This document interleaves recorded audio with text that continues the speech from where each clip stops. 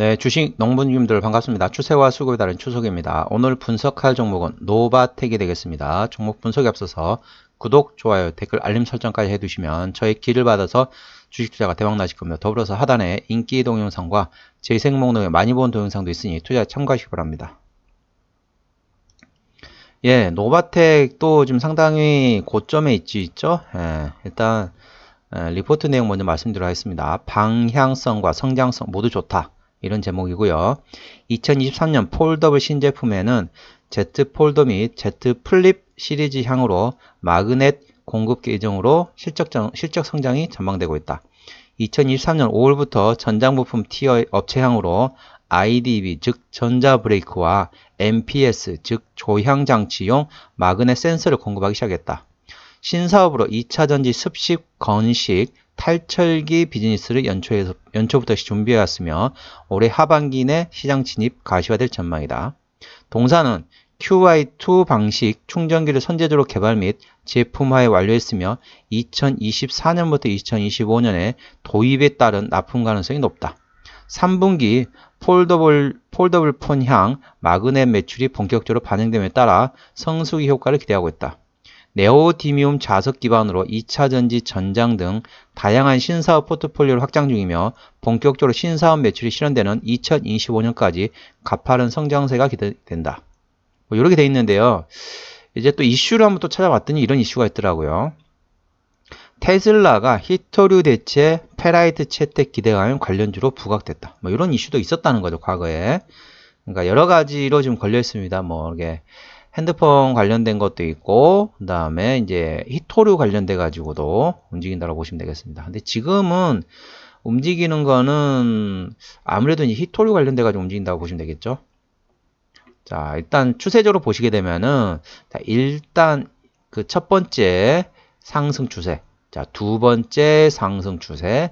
자, 마지막 세 번째 상승 추세까지 나왔는데 드디어 상승 추세를 이탈했습니다. 언제 이탈했냐면 전일에 이탈했습니다. 그러니까 오늘까지 하고 이틀 동안 지금 회복을 못한 상태죠. 계속 상승 추세 계속 타다가 드디어 어제 상승 추세를 이탈했다는 걸 참고하시기 바랍니다. 이 종목에 지금 이제 지지대 같은 경우는 35,500원이 됐습니다. 오늘 종가가 35,500원인데 딱 오늘 지지대가 딱 그 위치입니다. 35,500원. 35,500원의 지지대고 요 밑에 지지대는 33,500원 됐습니다. 그러니까 35,500원을 이탈해 되면 33,500원까지 있으니까 참고하시고요.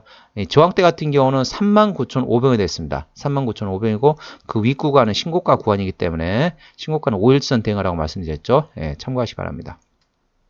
자, 이 종목을 핸들한 수급 같은 경우는 기관이죠. 수급 동향 보시겠습니다. 자, 외국인이 한 달 동안 12,000주를 순매수했습니다. 전반적으로 순매수를 했다가 차익 실현했다가 여기까지 차익 실현했다가 다시 순매수하고 있다. 그러니까 순매수, 차익 실현, 현재는 춘매수 기조라고 보시면 되겠고, 자, 기관 같은 경우는 한 달 동안 13만 3천 주를 샀습니다. 순매수를 했는데 이 전반적으로 순매수했다가 순매도했다가 순매수했다가 순매도했다가 그러니까 샀다가 팔았다가 샀다가 팔았다가 오늘은 뭐 이틀 동안 또 팔았네요. 샀다 팔았다 지금 하고 있는 상태이고, 그럼 현재 추세적으로는 그러니까 매수 추세라고 보시면 되겠는데 누가 지금 사고 있느냐? 자, 금투가 사고 있고요. 그리고 없네요. 연기금 같은 경우도 순매수를 했다가 최근에 좀 팔고 있는 기조로 좀 바뀌었고, 연기금은 전혀 관심이 없고요. 사모펀드 같은 경우도 지금 현재는 순매도 기조이죠. 그래서 유일하게 지금 금투만 순매수 기조이고 투신도 순매수에서 순매도로 지금 돌아섰다. 그렇게 참고하시기 바랍니다. 자, 신용비율은 3.50%. 이 정도면 그래도 다소나마 안정적입니다. 신용비를 보는 이유는 고점에서 단발적인 이슈로 인해 가지고 주가 급락 시 신용에 대한 담보 부족을 해서 반대면에 나오는데 그거 확인한 차원인데 4%보다는 다소 불안정하다. 그리고 3%대까지는 다소 안정적이다. 그렇게 저는 보고 있습니다. 왜 그러냐면, 왜 이걸 보냐면은 올 봄에 어떻습니까? 처음에 8종목, 그 다음에 2종목, 그게 막 급락했잖아요. 물론 이제 CFD 관련된 것도 있긴 하지만은 추가적으로 하락했던 거는 바로 신용에 대한 담보 부족으로 인한 반대 매매였다고 보시면 되겠습니다. 그리고 최근에도 5종목이 하한가 나왔잖아요. 그리고 거래 정지됐고 다시 거래가 재개됐습니다. 근데 어떻게 됐습니까? 또 하한가 나오고 막 쭉쭉 흘러내리잖아요. 그건 어디서 보느냐? 신용 비율이 높으면 그렇게 된다. 신용 미수를 사용해가지고 반대면이 나왔다고 보시면 되겠습니다. 자, 코스닥 150 밖에 있는 종목이기 때문에 대차거래 공모도 사항 보실 필요가 없겠습니다. 해당 사항 없겠고요. 자, 최대주 지분율 보겠습니다. 자, 책임경영 확인 차로도 보고 있는데요. 최대주 55%. 이 정도면 양호합니다. 대형주는 20% 이상, 중소형주는 30% 이상이 돼야만이 책임 경영하는 차원에서는 맞다고 저는 보고 있습니다. 자, 회사 관련돼 가지고 히토류 금속계 자석 중 네오디움 자석을 이용한 시장에 주력 중이다. 특히 스마트폰, 태블릿 PC 등 고품질 사양이 요구되는 스마트 디바이스에 적합한 설계 솔루션을 제공하고 있고, 거래처는 국내 대기업과 대기업의 협력 업체이다. 동사 제품은 모바일용 스마트 커버, 태블릿 PC, 웨어러블 디바이스 부품으로 사용되고 있다. 5G 성장으로 모든 것이 연결되는 IoE 시대로 스마트카, 스마트홈 시장의 성장이 예상됨에 따라 자석 응용 제품 시장 또한 확대될 것으로 전망한다. 영업 확대를 위해 베트남에 해외 법인을 구축하고 있고, 다수의 글로벌 제휴사를 통해 유럽, 아시아, 미국 등으로 유럽 영업 시장을 확대하고자 한다. 이렇게 되어 있습니다.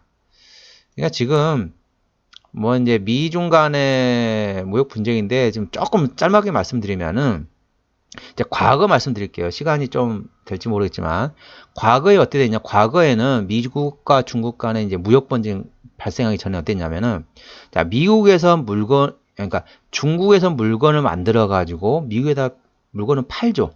그러면은 미국은 물건을 받고 달러를 주잖아요.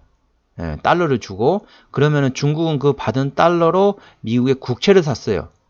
그러면서 미국이 인플레이션이 발생하더라도 중국이 그거를 이제 중간에 이제 인플레이션을 좀 막아줬거든요. 근데 최근에 어땠냐면은 미국하고 중국과 분쟁이 됐잖아요. 그러니까 어떻게 됐냐? 그러니까 중국이 미국한테 물건 파는 건 똑같아요.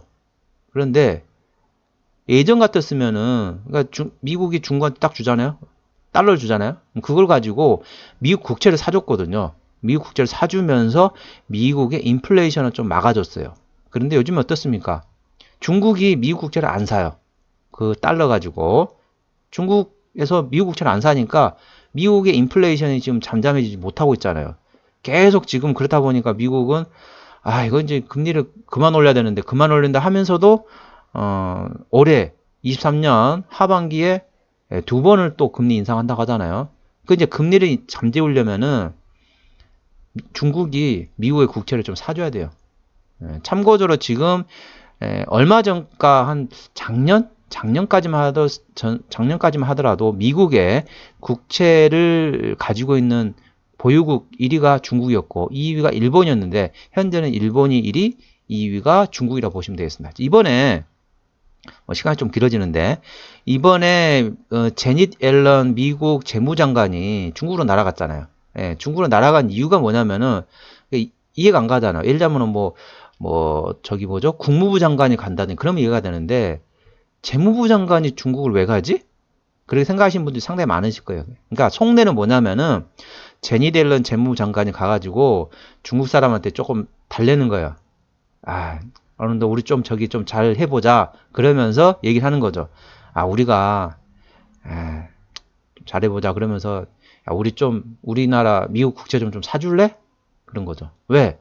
미국 국채를 사줘야만이 미국의 인플레이션이 좀 잠잠해질 수 있거든요. 근데 현재 어떻습니까? 일본 같은 경우도 미국 국채를 사줄 수가 없어요. 일본도 지금 자기들 나라의 GDP 대비 일본 자국 국채가 200%가 넘습니다. GDP 대비.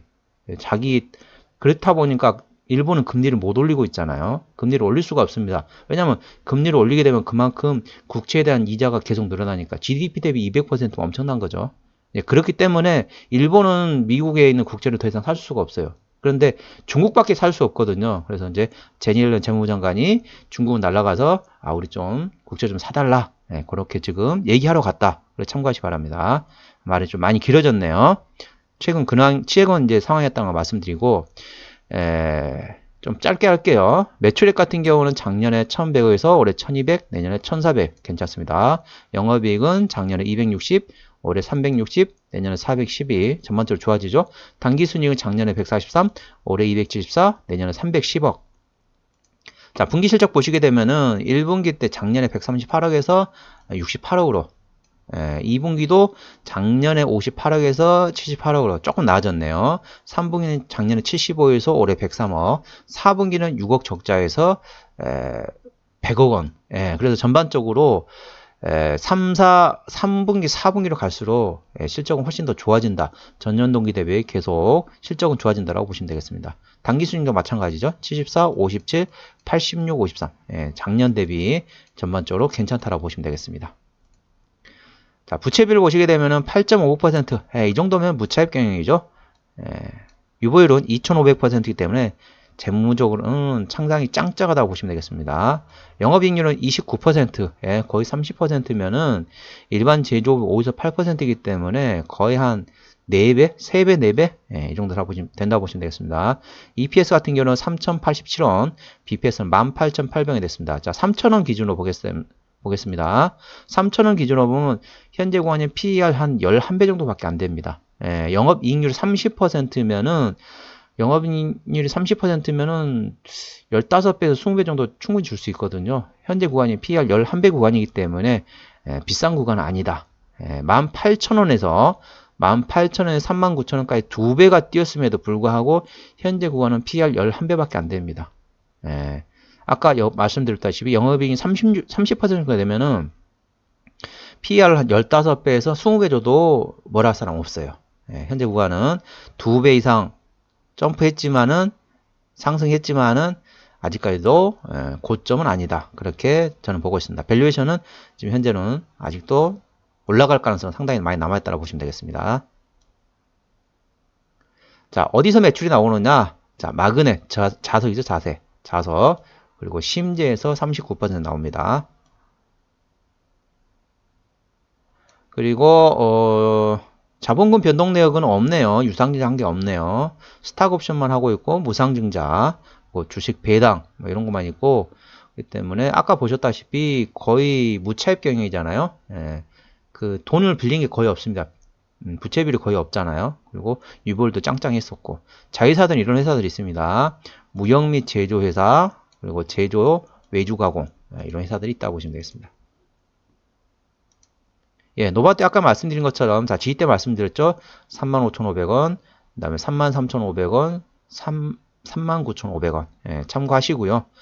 아직까지도 지금은 고점이 아닐 수도 있습니다. 추가적으로 상승할 수도 있기 때문에 참고하시고 현재도 PER 11배밖에 안 된다는 거 참고하시기 바랍니다. 3분기, 4분기로 갈수록 실적이 괜찮아지죠. 오늘은 노바텍에 대한 종목 분석이었습니다. 구독, 좋아요, 댓글, 알림 설정까지 해두시면 저의 기운을 받아서 주식 투자가 대박 나실 겁니다. 더불어 사단에 인기 동영상과 재생 목록에 많이 본 동영상도 있으니 투자에 참고하시기 바랍니다. 이상 추세와 수급에 따른 추측이었습니다. 감사합니다.